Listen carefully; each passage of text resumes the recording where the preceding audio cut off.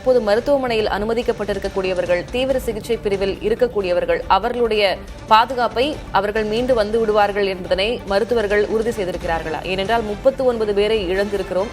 மீண்டும் ஒரு உயிரிழப்பு என்பது நிச்சயமாக தாங்க முடியாத வேதனையை தரும். அந்த வகையில எல்லாரும் பாதுகாப்பா இருக்கிறது உறுதி பண்ணியிருக்கிறாங்களா? என்ன விவரம்? மருத்துவமனை தரப்புல இருந்து என்ன சொல்லப்படுது?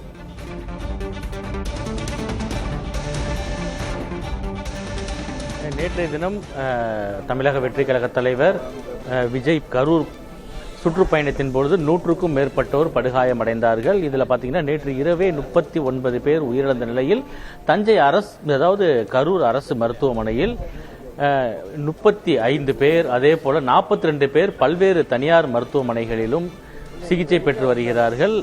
தொடர்ந்து அவர்களுக்கு சிகிச்சை அளிக்கப்பட்டு வருகிறது. நம்ம பார்த்தோம், நேற்று இரவே தமிழக முதல்வர் அரசு மருத்துவமனை மற்றும் தனியார் மருத்துவமனைக்கு சென்று அவருக்கு அளிக்கக்கூடிய சிகிச்சையின் விவரங்கள் குறித்து கேட்டறிந்தார்.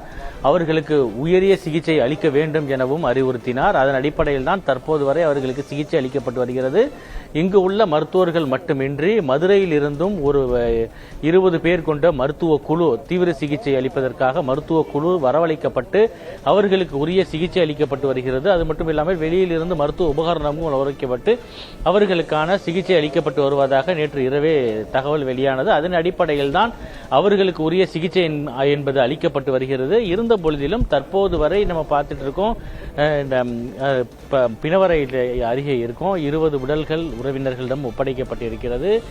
ஒப்படைக்கப்பட்ட இடத்தில் திருச்சி மாவட்ட ஆட்சியர், அதே போல தஞ்சை சரக டிஐஜி, அதே போல காவல் கண்காணிப்பாளர்கள் ஆகியோர் இங்கு வந்து தொடர்ந்து அவர்களது உறவினர்களிடம் அவர்கள் உடலை ஒப்படைக்கக்கூடிய பணியிலும் ஒவ்வொரு உடலையும் அடையாளம் கண்டு அவர்கள் உறவினர்களை அழைத்து அவர்களுடன் ஒப்படைக்கக்கூடிய பணியிலும் ஈடுபட்டு வருகிறார்கள்.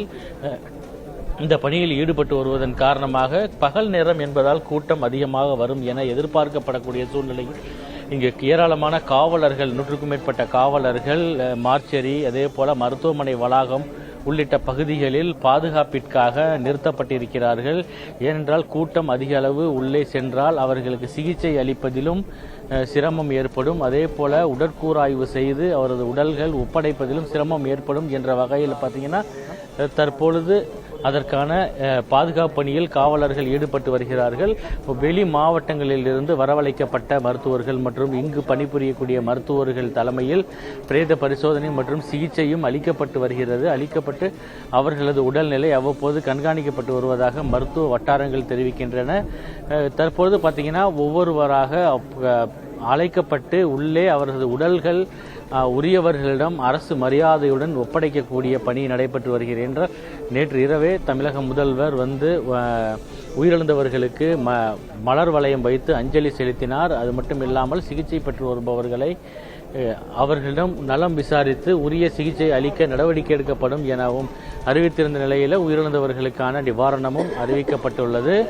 அதில் வழங்கக்கூடிய பணியும் தொடங்கும் என எதிர்பார்க்கப்படுகிறது. இந்த நிலைமையில தான் தற்பொழுது அவர்களுக்கு அரசு மற்றும் தனியார் மருத்துவமனையில் சிகிச்சை அளிக்கப்பட்டு வருகிறது. 2 மருத்துவமனைகளிலுமே காவலர்கள் பாதுகாப்பு பணியில் ஈடுபட்டு வருகிறார்கள். ஏனென்றால் வெளிநபர்கள் உள்ளே வந்தாலோ வேறு அரசியல் கட்சியினர் உள்ளே வந்தாலோ சிகிச்சை அளிப்பதில் சிரமம் ஏற்பட வாய்ப்பு இருக்கிறது. அதன் காரணமாக உள்ளே செய்தியாளர்கள் கூட காலை சென்ற நிலையில் தற்பொழுது அனைவருமே வெளியேற்றப்பட்டு வெளியே நிறுத்தப்பட்டு காவல்துறையினர் பாதுகாப்பு பணியில் ஈடுபட்டு வருகிறார்கள். அவர்களுக்கு உரிய சிகிச்சையும் அளிக்கப்பட்டு வருகிறது. திலகவதி.